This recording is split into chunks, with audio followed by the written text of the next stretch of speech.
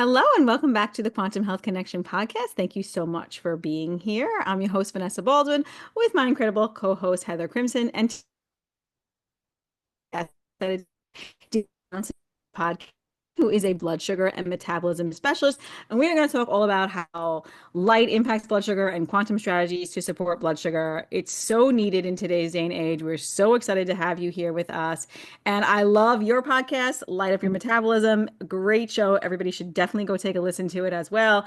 I learn new stuff from it all the time. So it's extremely valuable information you're putting out there. And I just thank you for doing that. Yeah. Yeah, thank you so much for listening. Thanks for having me here, and I'm super excited to dive into this topic today, especially through a quantum and circadian lens, because in the past I've been on a lot of shows and even my own, and I talked all about more like typical holistic strategies for blood sugar and my story through the lens of like food first. And it took me a really long time to realize I was like, well, yeah, light's important, but surely food is more important. And now I don't think that way. And so I'm happy to have the opportunity to talk about this through more of that circadian quantum lens and how light, I've seen it impact my own health and the health of my clients. That is such a big shift, Danielle, and what a beautiful journey that you've been on because it's like we're always evolving and growing and incorporating new information and paradigm shifts or really can be fundamentally, right, just metamorphical or whatever the word is for us on our journey. But how did you get from speech language pathologist to where you are now and now entering the quantum realm where food has been demoted, so to speak? Still Yes. important, still important, but your perspective has shifted quite a bit. Yeah, yeah. And I don't subscribe to the Jack Cruz thing where he says you can eat SHIT on a shingle as long as you have your light right. I don't believe that to be true, because food is also light information, right? So, when I was working as a speech therapist, I worked with both children and adults and saw people really suffering in on both ends of the lifespan. And at the same time, I was dealing with my own health issues. I mean, as a kid, I had lots of strep throat and ear infections and antibiotics. And, I grew up in part of the Snackwells generation in the 80s and 90s. We didn't have a drop of fat. And I was always very lean towards wanting sugar and processed breakfast cereals. And if it was a processed breakfast food, it basically had my name on it. And I used to say, I don't have a sweet tooth. All my teeth are sweet. And, I had all these little sayings for myself. And in my senior year of high school, I got strep throat 6 times. I got my tonsils removed. And then the next year, I developed allergies and asthma. And I didn't realize for a long time the connection between those, but your tonsils are part of your immune system. So my immune system sort of went haywire. And then for grad school, I moved to Miami, Florida, where the season for allergies was all year round and there was a lot of mold. So I had really bad allergies, asthma, sinus infections, was getting 3 shots for allergies to help you become less sensitive to things because I was allergic to so many things. And then a year later, the allergies kind of went away, but then more came back, and I was allergic to more things because I wasn't healing the root cause. And I was just like, I needed to be in a bubble. That's what I felt like. And I was so tired because allergy medications make you so tired. I had multiple inhalers, I had multiple prescriptions. I was like falling apart, and I was in my early 20s. And I just couldn't figure out what was going on. And I would ask doctors, like, why is this happening? And they're like, oh, it's probably just bad luck or genetics. And I was like, that's pretty disempowering. So I really never felt right about that answer from them.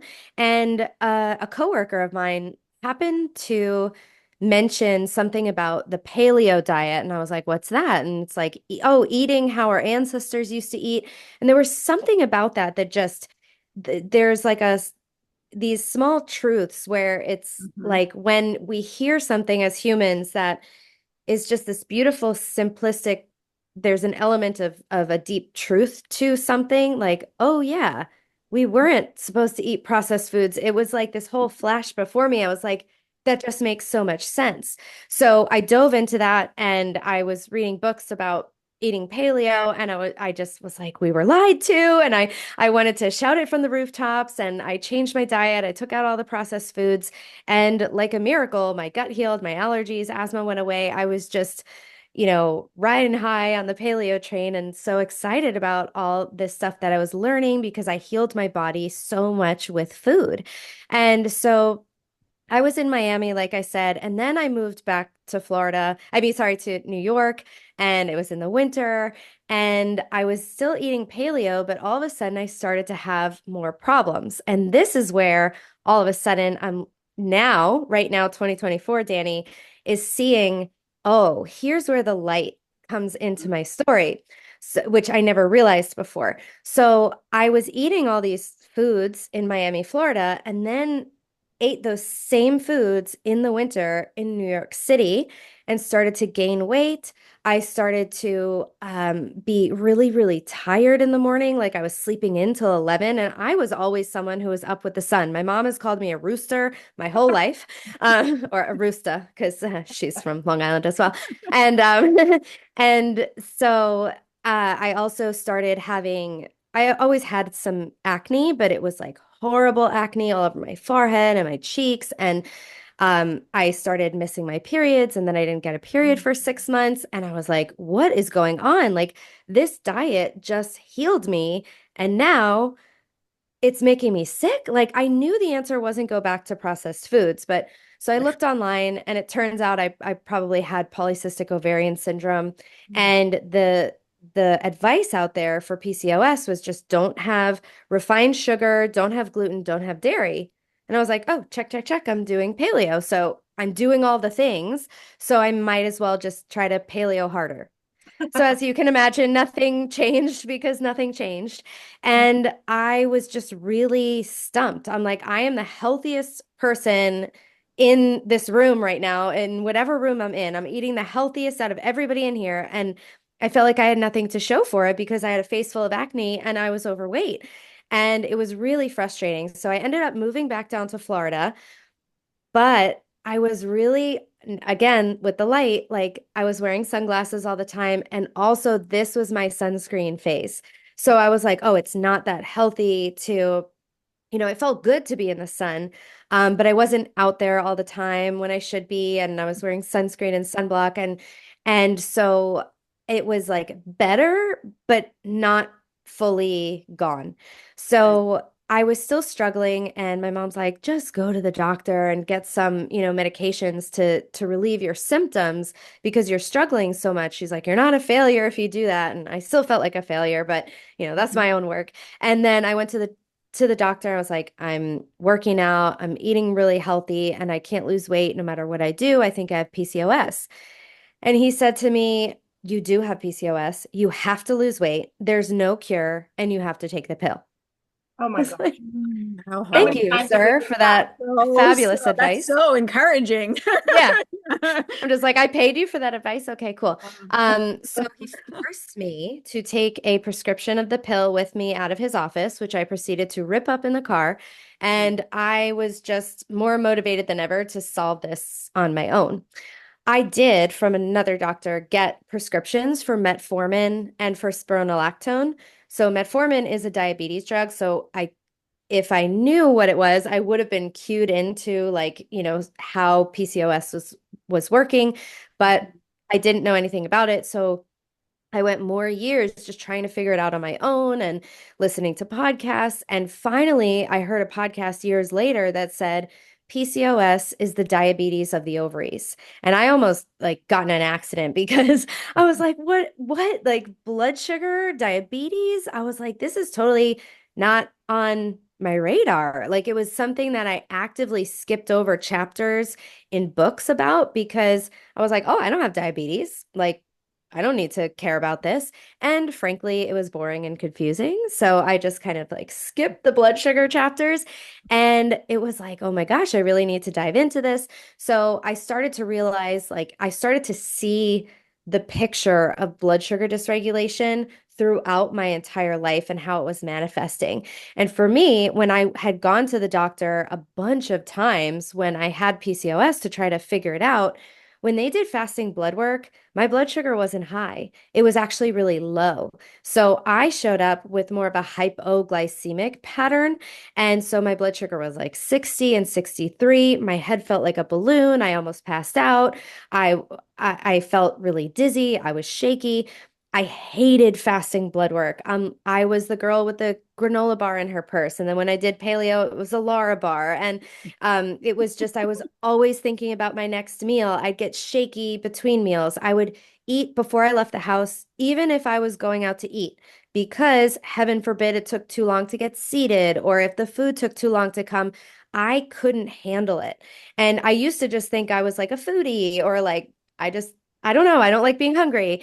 And it wasn't that. That was a blood sugar crash. That was my body not being able to use stored energy between meals to fuel me, right? Like if our ancestors, if, they one night killed a buffalo, ate the buffalo, okay, cool. Next day, missed, didn't kill the buffalo.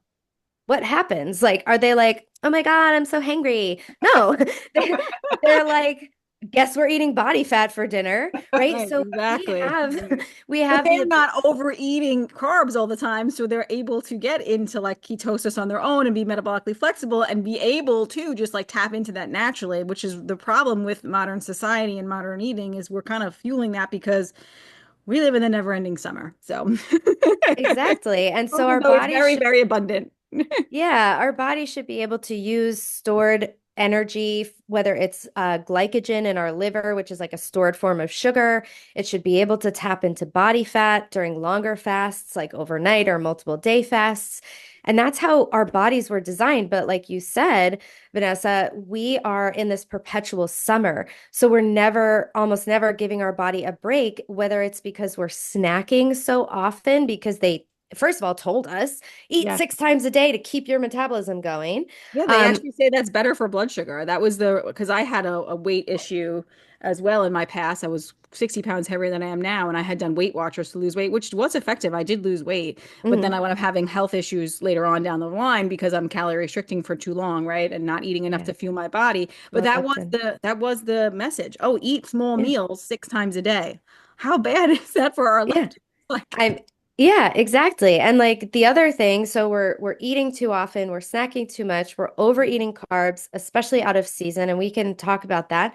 mhm. But we're also now with all these LED lights around, we're Yep. also almost like having snacking on light because we're Mhm. getting constant signals to raise our blood sugar and insulin and cortisol without even eating anything because the signal of the light from our environment. And so there's just so many things that are just raising all these hormones and the blood sugar and causing that dysregulation. And those hormones, so high insulin, tells the body to be like storing fat. You can't be in a storing fat mode and then also burn fat at the same time. The body is getting a message to build, to like add on to, not to burn and get rid of. So if you have high insulin because of your light or because of your diet, because of eating out of season, because of stress, that's telling your body to be in a fat storage mode. So you can't burn fat. Like instead, you can't do that. You lose that ability basically. It gets really down regulated. And then the same thing with our leptin. So if when we're constantly eating and raising our leptin, we can develop leptin resistance, which basically blocks the communication from the body and the brain to understand how much energy is stored on it. So if leptin is either too low or too high, and then there's resistance to it, the body is saying, oh, I don't think we have any body fat. I think there's a famine out there. And you know what? Tomorrow, Dani, let's up regulate her appetite. Maybe let's send her a little anxiety so she like really goes out to eat because we are in trouble here. And let's slow down everything. Slow down the thyroid because we can't burn through stuff because not enough is coming in right now. So let's, slow down the fat burning. Let's not, well, there's obviously no sugar in the liver, so we can't even burn that. And so it's blocking the body. It's almost putting these blinders on the metabolism And so it's not allowing it to either see or understand or recognize that there is stored fuel. So then what happens? As a result, we get an increase in our appetite and we're like, God, I'm not full.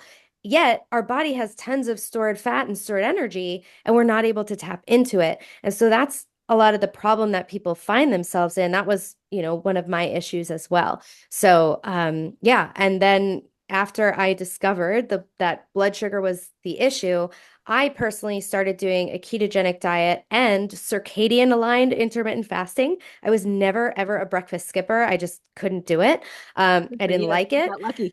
Yeah, I got lucky. And so the fasting that I did was in the evening or moved dinner earlier or skipped dinner. Mhm. And that combination for me, and I was in Florida. And so, I was getting a lot of light, not deliberate all the time, but that combination for me was extremely helpful and helped me reverse my PCOS in about 5 months. And yeah, and then I started to study this stuff. I went to nutritional therapy school. I learned about holistic health. I started working with people, but then I started to hear more about light. I learned a lot from Carrie Bennett and Sarah Kleiner, who's a good friend of mine. And there wasn't like one thing that really just like nailed it in for me that I was like, wow, light is so important. It was just kind of like a accumulation of things. And then I really just fell in love with the sun, and I started learning things like inflammation is an excess of protons. And I was like, oh my gosh, like Yes, yes, it's yes. just like things like that just blow your mind. Two more And electrons. yeah, it's like, wow, just Yeah. and it just makes, again, these little simple truths that you learn, like, oh, one of the most stressful things for the body is to not know what time it is. Yep. It's like, well, have you ever woken up from a nap and been like, where am I? What time is it? And you have that like low key panic. And it's Mhm. like, why is that the very first thing we do? Like, try to figure out what time it is. And it's like, well, we need to know what time it is in order to know what to do. If I didn't know what time it was, I wouldn't be here on this podcast. Maybe I would be brushing my teeth and getting ready for bed, or like decorating for, Halloween. It's like, no, like we need to know what time it is so we know what to do. And so thinking about our body like an orchestra and all the hundreds and thousands and millions of tasks that we have to do in all of our cells at every second of the day, that has to get organized. Yep. Think about an airport without a traffic control tower. Good luck. It's crazy enough as it is, Mhm. right? So I think about when the body doesn't know what time it is, it's almost like if you're watching an orchestra, it's like a bunch of different people from the audience, especially kids, go up and try to like conduct the orchestra, and it's chaos, right? So we get the conductor to the orchestra is the light, and that is tuning the whole thing. It's making everything work in this beautiful harmony, this symphony. And when we start flipping on an LED light in the middle of the night, or we open our phone, or we blast the TV, that's like those kids coming out of the audience and starting to direct the orchestra. It's just going to sound crazy, right? Chaos. But Yeah. Dani, tell the audience what that does to their blood sugar, when they're looking at the light at the wrong time, because blue light is the number one Zeitgeber, right? It's going to tell our body what to do and when to do it, right? Yeah. But blue light also impacts our blood sugar and our cortisol a lot. So would you share that? Sure. Yeah, that's a great place to start. So blue light is not bad. Like, I Right. think that we need to start out by we need to make sure we're not simplifying too much, that we're demonizing something. Like blue light is so important. Without it, we'd all be like on the floor, unable to get up, chronic fatigue. So blue light raises our cortisol as well as blood sugar and insulin through its effects on POMC, which is a giant peptide, and it breaks down into all these things. But let's just simplify. It raises our blood sugar, our cortisol, and our insulin.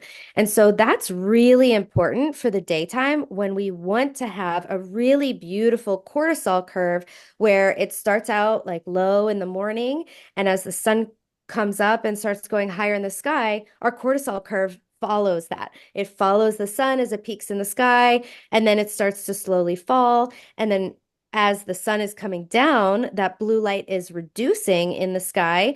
Our cortisol is also falling, and that allows us to be able to sleep and to repair and to have proper melatonin release at night to heal and repair and run all these cellular cleaning programs like apoptosis, autophagy, and mitophagy, which think about it as your body's janitor. We need to take out the trash every single night, or else stuff builds up, things get backlogged, and that's a big problem. So we want that beautiful cortisol curve. We want it to rise at the right time, and then we want it to fall at the right time. And that is orchestrated by the presence and then absence of blue light. So as the blue increases, the cortisol increases. As the blue decreases, the cortisol decreases. So what do we do at night? As the sun is coming down, the blue light is fading from our environment. We flip on lights. We turn on the TV. We're still looking at our phones and our screens. Like, no judgment. I'm just as addicted as the next person.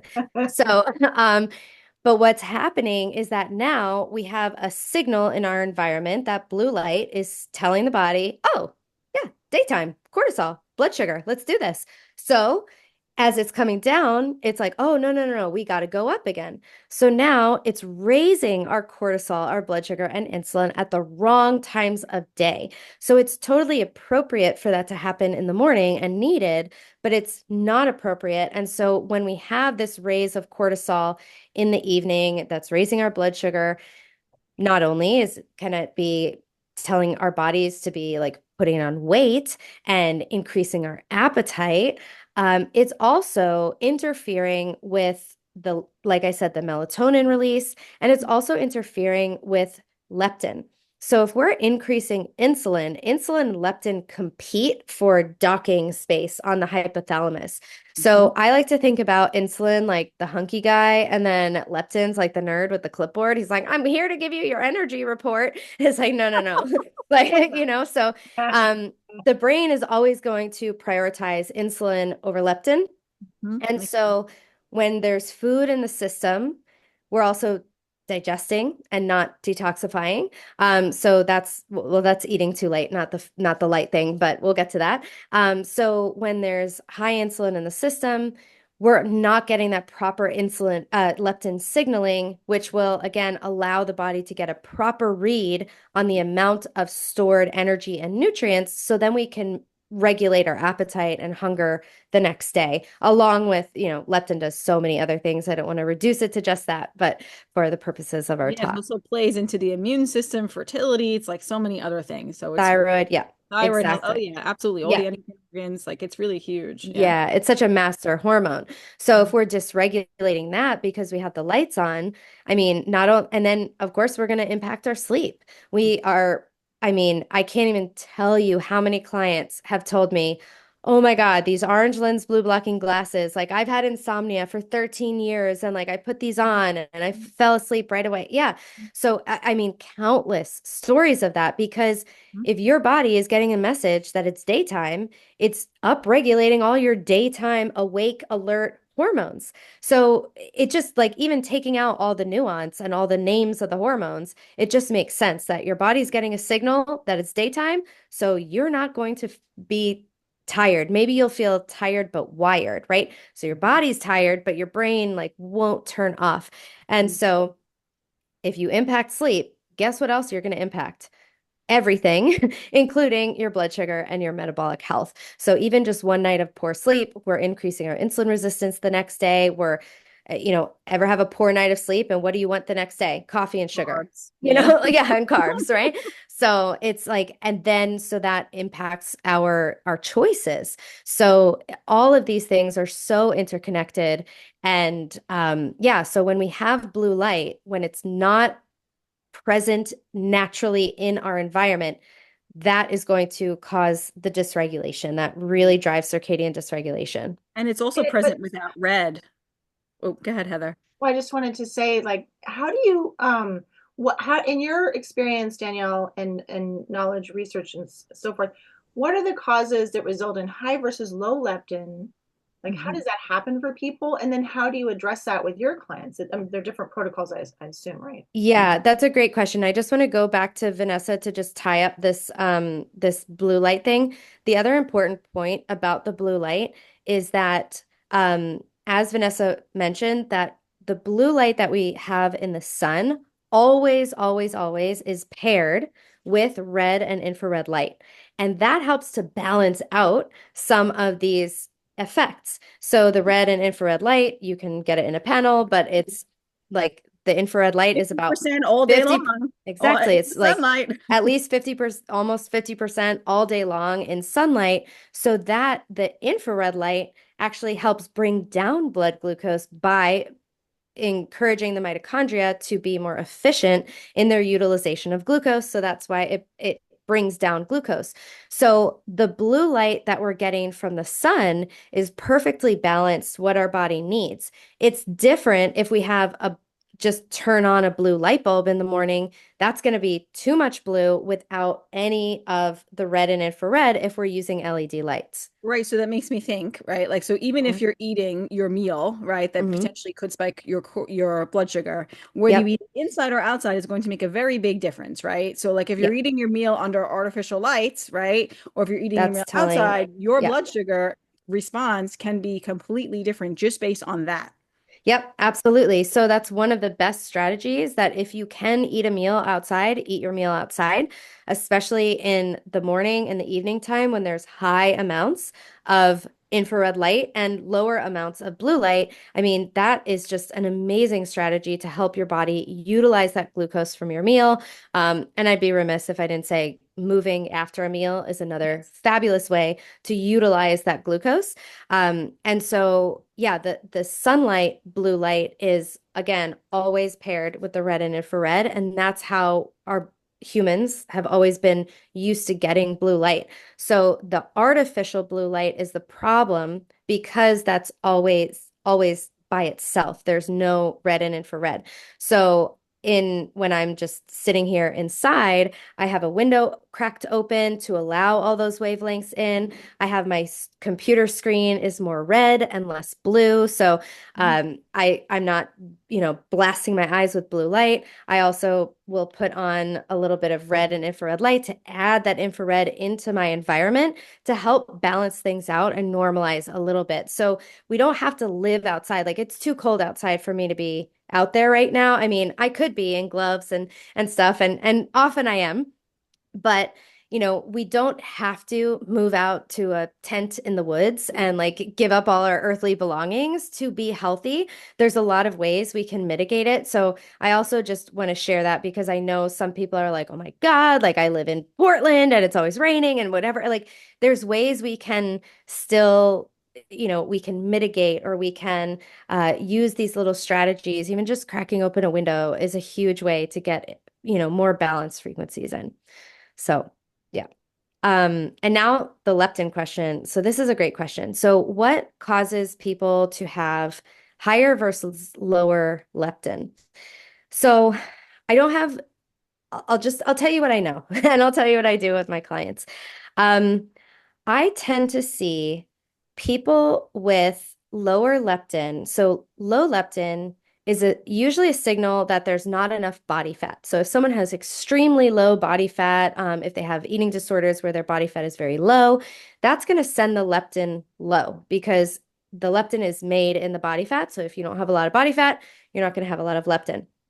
And that's, again, if we think about leptin is telling the body whether there is scarcity or abundance. Okay, so thinking about these two words and these two levers. So if for a long time we're sending our body signals of scarcity, that will drop our leptin. So this is a really powerful thing to think about if someone has high leptin. So let's say someone's been eating often, eating lots of carbs, eating carbs out of season, lots of blue light, sedentary lifestyle, toxins, all the things, standard American diet person like that. Chances are their leptin is going to go high because what were they just doing? Sending lots of signals of abundance and summer and lots of carbs, lots of things. So it's almost like that's going to drive the leptin to go higher. These people are almost always overweight with high leptin, almost always. I don't want to do a blanket statement because sometimes people don't fall into these categories, but typically that's going to be the person with high blood sugar, insulin resistance. Again, not always, but this is typically a pattern we see. So, what strategies help them to come back down to optimal and normal levels of things? We start to do scarcity practices. Intermittent fasting. Oh, there's not food around all the time. Lowering carbs. Oh, there's not carbs in my environment, right? So eating less often. Hard workouts, sauna and cold plunging. All of those things start to decrease leptin. And what did we do in 2018? We started intermittent fasting and skipping breakfast, everybody, and everybody do keto all the time. And guess what? We all went from here and we're like, oh, this is great. And then we kept going. And then we slid down into low leptin. And then add a pandemic and chronic stress on top of it, increase your stress. And now we're running from tigers. We're waking up at 5:30 to run from tigers, aka workout, under blue lights. Like we're getting mixed signals from our body. All the incandescent bulbs are banned in the United States. I mean, there's just stressor on top of stressor. And when the body is stressed, it thinks there's scarcity, there's problems, I'm not safe. And so that's going to tick down the leptin. And so someone who has been over fasting, over ketoing, over low carbing, yo-yo dieting, over working out, all of those people show up as low leptin. And That was my story. yeah, yeah, for sure. Like it's a balance, right? I think that we're lacking the ability to kind of easily name what we've been seeing. It's like I'm doing all the things. Why am I still holding on to weight? Because people with low leptin can still be holding on to weight. Yes. Oh, yeah, And absolutely. Because the body yeah. is scarcity. So it's Mhm. holding on to the fat and doesn't want to let it go because it's afraid that you're not gonna like I know when I Yep. tanked my leptin was when I did the carnivore diet, which I was already in a chronic illness. And then I was already previously fasting and overworking out and being on diets for like 3 years before that. And then because I got sick, I was like, oh, I'll do the carnivore diet. Well, guess what happened? I lost my period for months, 6 months after that, because I tanked Yeah. my leptin and my body Yep. was like, oh no, you need to hold on to all the things. Don't Yeah. let go of anything. It's like it's not Yes. going to do that. So it makes Yeah, so and it downregulates your thyroid, which oh is yes. slowing your metabolism. So, yeah, exactly that. And so that's typically what I see. And so with my people with high leptin, they can do for the most part, as long as their cortisol is okay, which we're going to start them off with, all the circadian strategies, morning sunlight, lots of grounding, blocking blue light at night. They can start to add on, there comes my accent, add on some intermittent fasting, circadian aligned, where we're including breakfast and maybe having an early dinner, not eating after the sun is down, and adding exercise and doing those classic high blood sugar strategies. And then adding in, especially cold exposure is really powerful. Adding in, sauna for expanding the exclusion zone, just for all these things can really, really support high leptin coming back down to normal. I had a client who I told her, I'm like, start digging into all the stuff about the circadian and quantum strategies about the sun. Her leptin went down from 26 and a half to 9 in a couple of Wow. months That's Nice. great. just by Wow. just by doing the sun That's strategies. amazing. I know. Amazing. That's incredible. Amazing. Yeah, I watched her fall in love with the sun through her story. She was like every morning posting these like Oh, beautiful spiritual quotes. I mean, it's been a Yes. very profound and also spiritual journey for me to just Yep. be more in touch with the sun and nature. It's unbelievable. I mean, I get chills It and really just all these enhances your emotions. spirituality. It really does. And there's a Yes. big correlation between how much melanin you have actually in your system and how much spirituality that you're able to like gather. Like there's a correlation. Wow. Yeah. So interesting. I love that. Mhm. So, yeah, so those are the strategies to help to balance out the high leptin. Low leptin, these are my people that I see often. I get low leptin people all the time because they usually come to me because their blood sugar is crashing.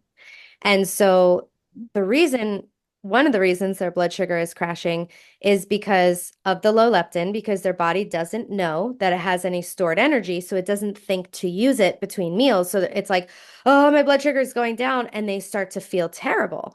And sometimes this happens in the normal blood sugar range. So their doctor's like, well, it can't possibly be your blood sugar. You probably just need anxiety medication. So I get them all. They all have anxiety medication, or many of them do.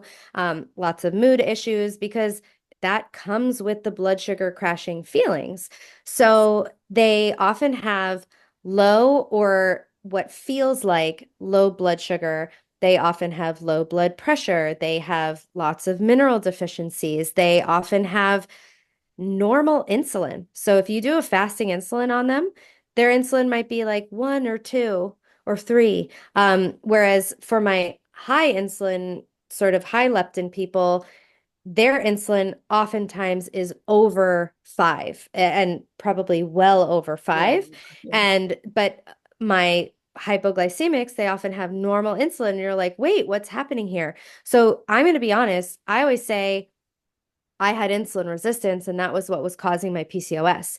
That was really just an assumption because I did keto and it worked for me. I did not test my insulin and I didn't test my leptin. I didn't know about leptin at that time. So I didn't test these things, but I often wonder if I was more in a like a leptin dysfunction and that drove a lot of this. I mean, I could have also been high insulin, but still been sensitive to it. Mhm. So I get a lot of insulin at a meal. It sends my blood sugar too low. I don't really know, but that I find that knowing the exact amount of the hormones, yeah, it's helpful if you get some testing to kind of see the picture, but we can also be really successful with just a symptom-based approach. Agreed. So, yeah. So the other thing so with our low leptin people, like I said, they often show up as hypoglycemic. They often show up as maybe some chronic fatigue or cortisol issues. Some of them say they have a high cortisol. Some of them feel like low cortisol, reverse rhythms, just dysfunction. And we know that that's circadian rhythm dysfunction as well, and often low thyroid. And so these combination of hormone issues often lead to this presentation of the hypoglycemic feelings and importantly a real intolerance to stress. And so what often happens is that all of these healthy stressors that people try to do to help their blood sugar, they can't even tolerate them. They can't tolerate a hot shower or bath because they have a crash, because the heat or the temperature changes. They can't tolerate midday sunlight oftentimes. They can't tolerate walking or moving between meals or building muscle. They can't tolerate intermittent fasting or even not eating between meals. They can't tolerate oftentimes lowering their carbs. So every single strategy that I just used with all of my high blood sugar, high leptin, high insulin people is no longer applicable. So it becomes a real conundrum. So what do? We have to take stress off the system and send signals of safety and abundance to the body. So how do we do that? First of all, we have to give them minerals because they've had all these crashes, their cortisol issues, they're low in minerals. So whether that's salt, potassium, a combination of those, sometimes magnesium, but sometimes magnesium sends people's blood sugar too low.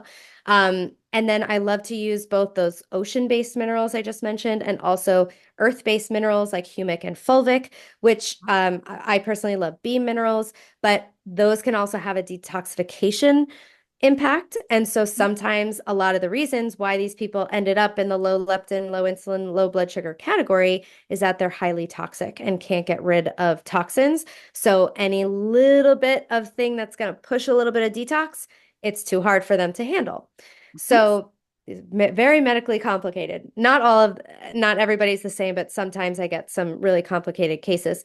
So we start with minerals and then we start with as much outside time as they can tolerate. So we're going to prioritize morning sunlight. But some people, they're so dysregulated with their bedtime and sleep that they can't, they're like, I have to sleep until 10. And it's like, ooh, that one hurts. So then we start with the end of the day, we start with blocking blue light because that's going to allow them to start going to bed earlier, start sleeping better, and then be able to get up earlier. So none of the recommendations I make for my low leptin, low blood sugar people are fast, giant changes. They're micro changes every step of the way. We want to try a mineral, we do a microscopic amount of it because the bodies are so sensitive. So any change, whether good or bad, can make them go out of balance. So we'll get them starting to wake up and just immediately get outside, start grounding, not be in too extreme of temperatures. And a lot of times, some people come to me and they're waking up early, they're doing HIIT workouts, yet their blood sugar is crashing all day.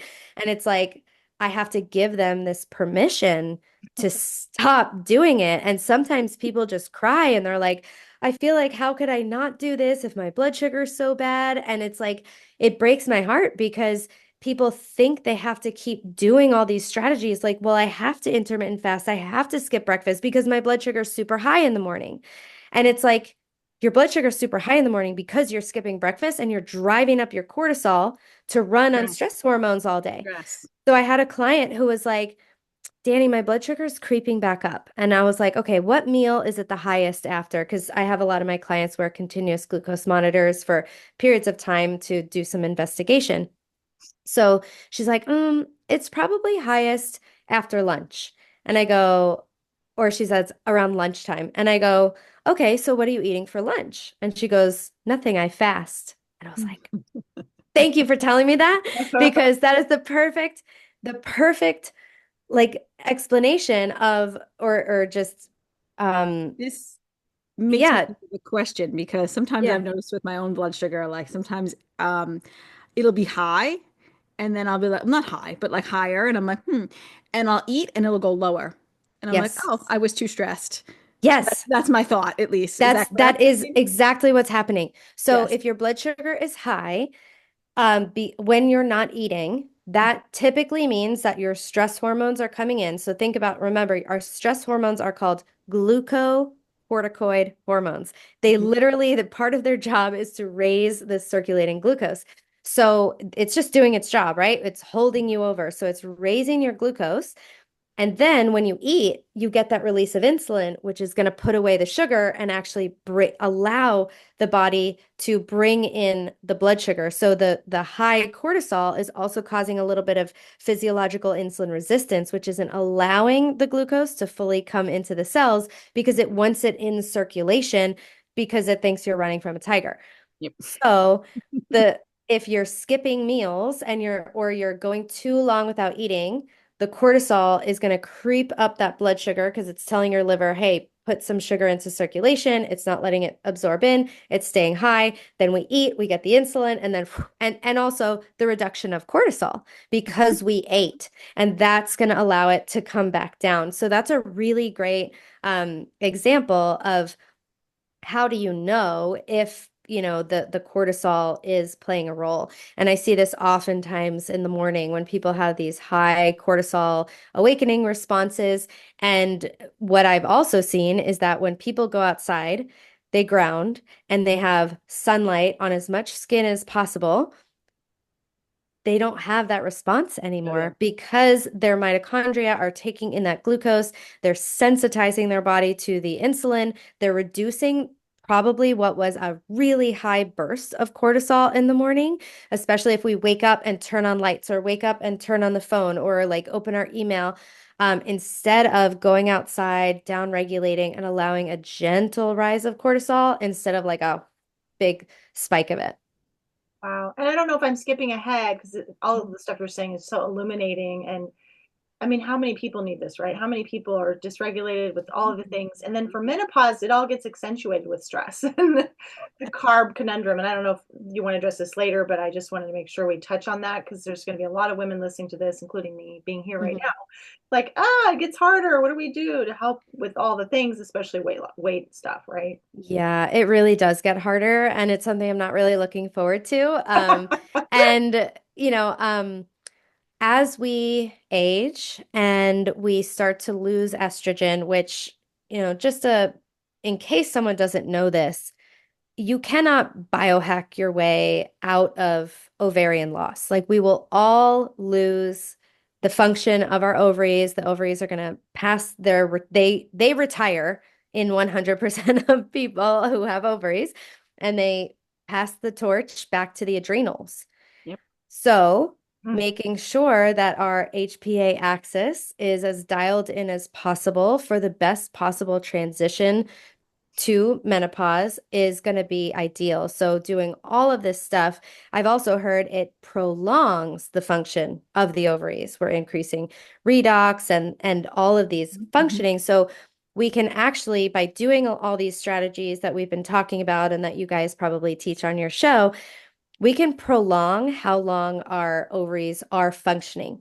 However, as they start to decline, as the estrogen starts to go down, we become more insulin resistant.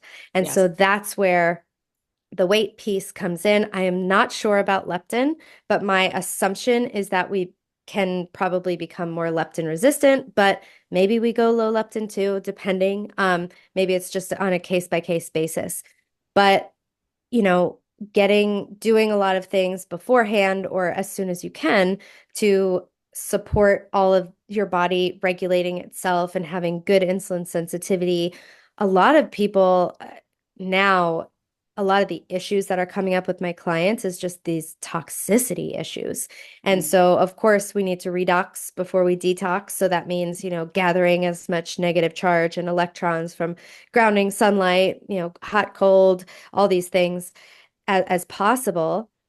And so to support the liver, I'm a big fan of things like coffee enemas and castor oil packs, but we also, a lot of people just do benefit from bioidentical hormone replacement therapy to help support. Because my view is that we've had these hormones our whole entire life. And for so many people, they have such debilitating symptoms. And I mean, this is when suicides increase the most in women is during perimenopause and menopause years. When we lose estrogen, our brain atrophies. And by having I think it's like I don't want to mess up the amounts. It's either like 2 grams or 2 milligrams. I know those are very different measurements of estrogen. It's been shown to like revolumize the brain. By having bioidentical hormone replacement therapy, we reduce our risk of breast cancer. We reduce our risk of diabetes. We reduce our risk of dying of heart disease, which is the number one killer of women. And so one of my best friends is Karen Martell, and she's a hormone specialist, and she's not as much in the circadian world, but in the holistic health world. But she helps women, and she has a clinic with bioidentical hormone replacement therapy. And just hearing from her and watching her presentations, to me, I would have looked at HRT almost as one of those things where like, oh, I couldn't hack it on my own. Like I couldn't be healthy enough on my own. But I actually kind of changed my mind on that after learning from her, and that this is just my personal opinion. And what I plan to do when I start to lose my hormones is um, I personally want to take HRT and work with someone to help support myself in that. So again, I don't have all the answers. I know it's not right for every single person, but I also think it's worth mentioning that you're not a failure if you choose the route of HRT. And to me, it's kind of like unlocking this fountain of youth. And, there were really horrible studies that came out about it, but that was all data that was misinterpreted. And it was all the synthetic progestins, which is like the birth control pill, that was actually causing women to have negative results with the hormones. It wasn't the bioidentical ones.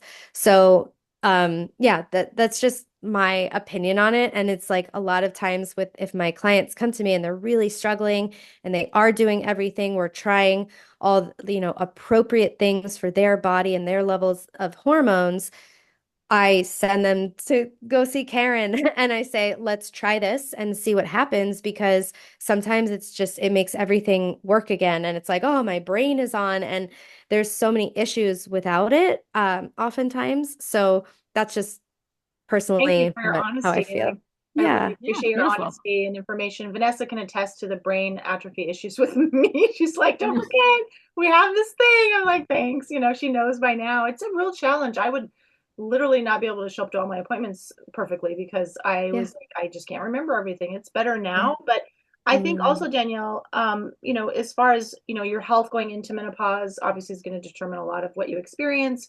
But mhm. women, a lot, like all the things condense and become more potent at those years because life transitions, or maybe you're getting divorced. I mean, just like it all comes up, right? And now your health is you're like crapping out. You're like, what the hell? So Yeah. I appreciate your position on that. And I do think women need to have so much grace for themselves and be open to a bioidentical approach if it's going to mean the difference between feeling suicidal and blowing your world up and Yeah. or having Or not being able to keep your job, or like losing yes, relationships and yes, and to your point, Heather, we also, when I first learned about the sun, I was like, oh my gosh, I want to throw blood sugar out the window. I just want to, be outside. And I started to realize I had a lot of people who came to me and they're like, Dani, I've been doing, all the circadian things. Let's say I've taken Sarah and Carrie's courses. I've moved to Mexico for 2 years. I've done all these things, but my blood sugar still is a problem for me. That really made it hit home that we live in a modern world. I took easily 30, 40 rounds of antibiotics in my life. Yeah, me Our too. ancestors didn't do that.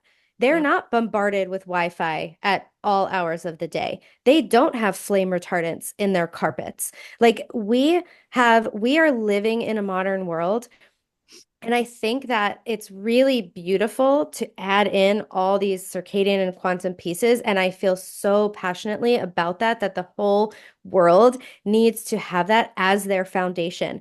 And I also strongly feel that because we are not starting like our ancestors, we haven't had the journey that our ancestors have had or these exposures. And, you know, bless all the, children who are born to these parents now who like know all these things and are doing the best they can. But we have a modern world where on screens, like it's just different. And so I also think that because of our modern world, we do also need some other things. That's why I love using continuous glucose monitors with my clients. It's like the most eye-opening thing for people to start connecting their symptoms to what they're feeling. And oh my God, I always thought my blood sugar was low, but actually it's super high and I'm type 2 diabetic. Like I've had these things happen. And, using certain supplements to help support. So I'm not like such a purist that I can't see the benefit of all these other things. And I think that, everyone can make up their own decision and what works best for them. But I think that having a healthy balance of these things, leaning into different tools at different times, is really what's going to unlock the best health for all of us. Like I just got a PEMF mat from Align, and like, no, our ancestors wouldn't have that, but oh my gosh, it's like so amazing. But we Like, need these yeah, modern things in the modern world. That's why to like red light replace. therapy devices are Yeah, helpful, right? ex Like because yeah, exactly. it's just yeah. It's a Yeah. modern device for a modern world problem, but it does help support us. Right. It's like, well, I have to work. I have to make Yeah. money so I yeah, can eat and afford a home. So I have to be on a computer. So I have to do things to mitigate the computer's impact. yep. So, yeah, if you can just live in the woods and you want to live off the land, like do it, But I I'm a can't do rare it. I person. personally can't. No, I Yes. can't So, either. yeah. I personally can't do that either. Not everybody can move, and not everybody's going to feel good when they move either to the tropics. That's not the solution for everybody either. And hmm yeah, it's just all very interesting. Yeah. But yeah, it's not, we can't be so black and white. There's always hmm shades of gray. And that's really what that message brings home to me. Like we have Yeah. to have, it's a nuanced conversation always, for sure. Yeah, for sure. You want to Yeah. ask about carbs, Vanessa? I do. I know Sure. we're probably getting close to the end of our time, but I do want Yeah. to know, when is the best time to consume carbs, do you find, for people? I'm curious your thoughts on that. Uh-huh. And of course, it depends on the season, I would say, of Yeah. like, of course, seasonal variation. But what are your thoughts around that?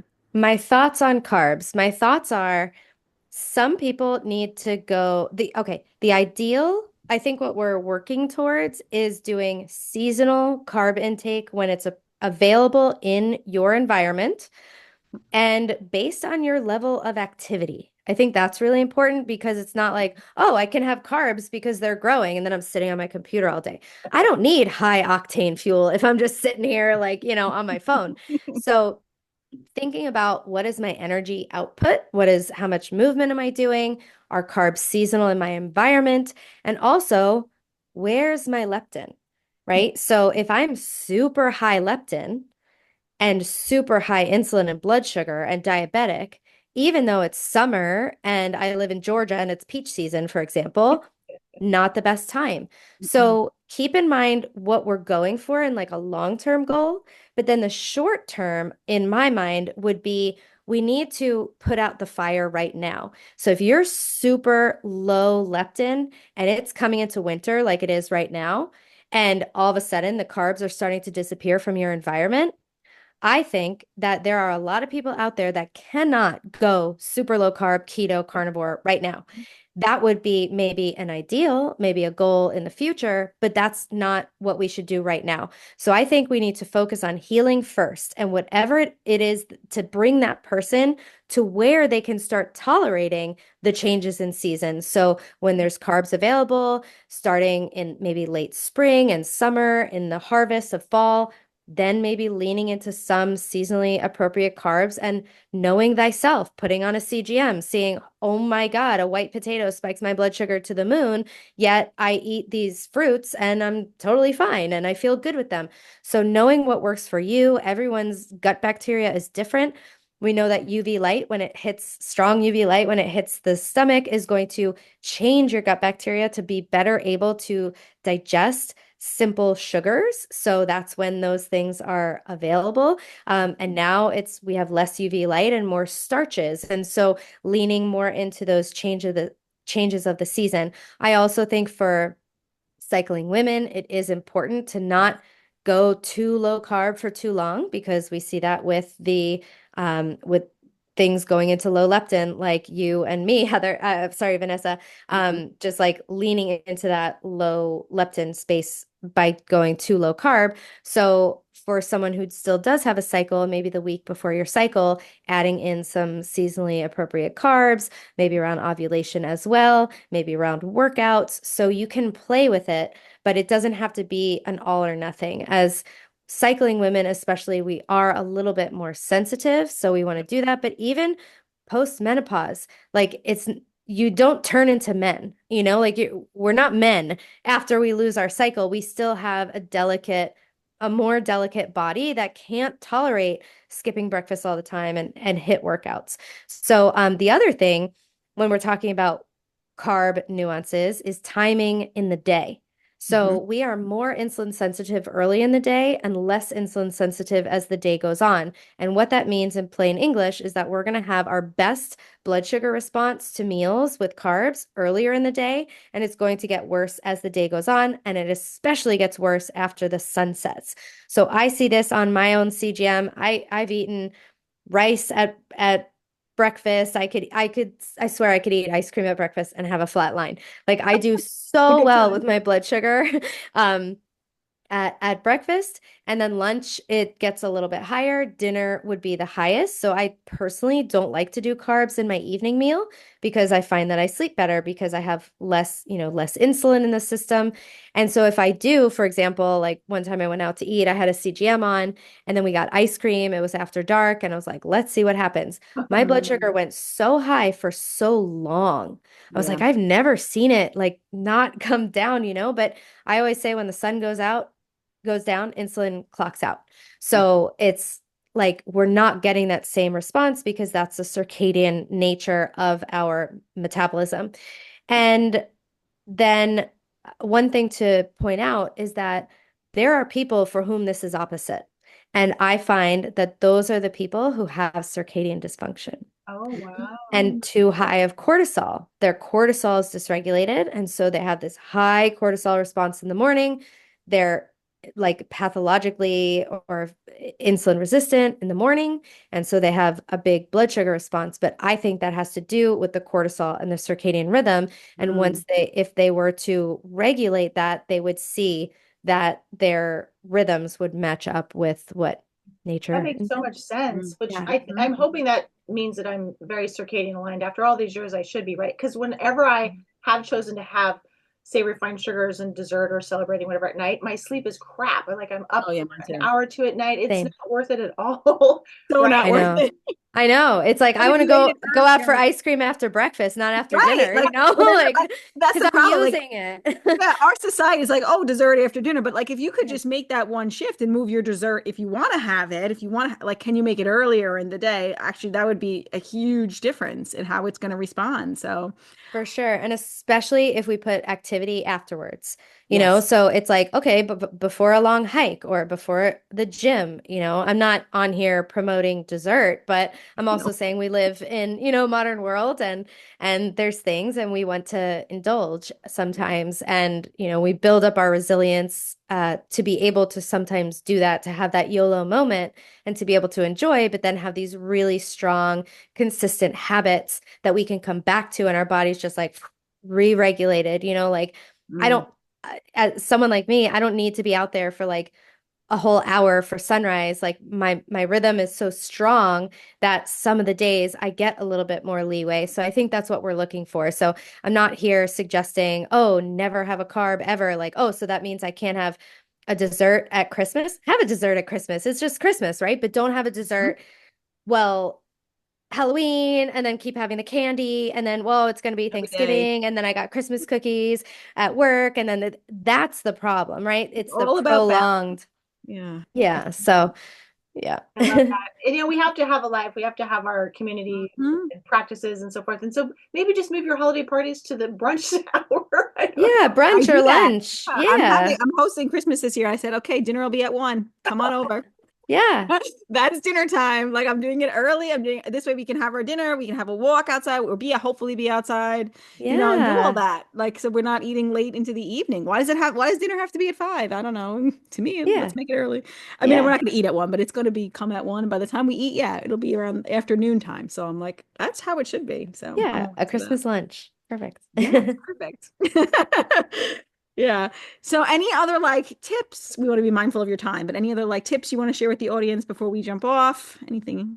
I think it's just one thing that's coming up a lot in my program is if you can't, let's say, block blue light, let's say you forgot your blue blockers and you're out, or everyone's eating late and you're like, oh God, they made a 7:30 p.m. dinner reservation. Like thinking that it's bad for you is gonna make it worse. And so just being like, that's okay. It's just this once, or it's just a couple of times. My body can handle it. Like, remember, our mind is so powerful. We're 99% water by molecule, and water is, if anyone's not checked out the work of Veda Austin, you must. Um, we are so powerful, and so our thoughts are so much more powerful than we know in directing our biology. So stressing about something is making it ultimately way worse than it would be. So it's like, oh, okay, this has vegetable oils in it. Like, okay, I don't eat this at home, but it's fine. Like, and trying to be okay with, thank you for this nourishment. Thank you for this chicken who gave its life for me. Like, coming back to a state of gratitude and finding the beauty and not harping on our mistakes. As a recovering perfectionist, Enneagram 1, this is something that I have to practice a lot. It doesn't come naturally to me.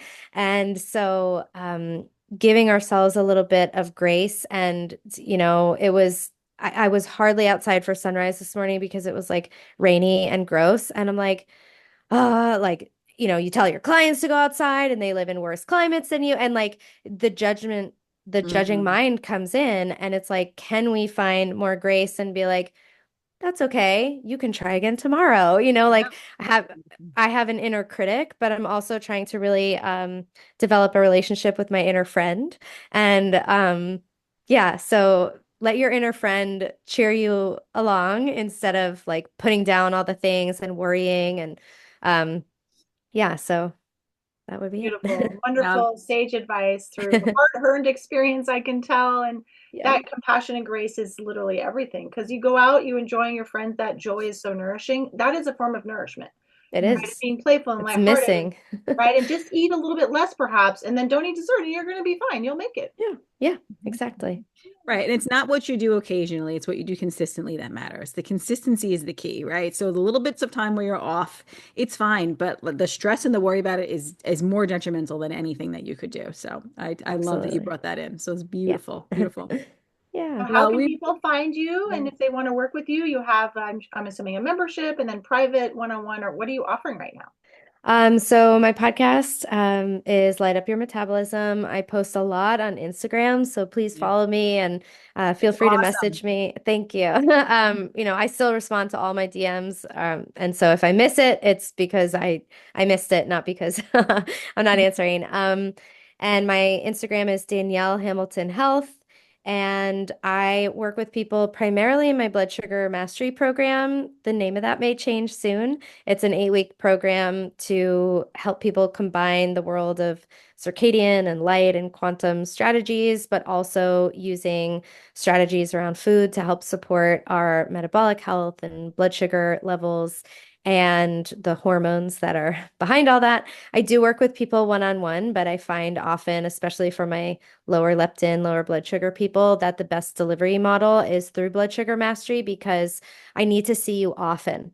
And so in that program, I coach people on coaching calls individually, and there's a community. So it's basically like one-on-one support, but in a group. And so it's a beautiful community, and I get a lot of touch time with each person. So I know them quite well, and I get to, be in there constantly making adjustments. And I find that that's why people succeed so much in that program because it's not just like a one-time do it on your own type of a thing because there's so much nuance. And I think that's what we're often missing. And so in that program, that's where we get all the nuance. Wonderful. Oh, perfect. Well, we definitely recommend going to check it out, following Dani's podcast and her Instagram. She gives such a great information, all the things. So a really, really important work you're doing, and thank you for it. Yeah. Thanks for having me. This has been so much fun. Thank you, Danielle.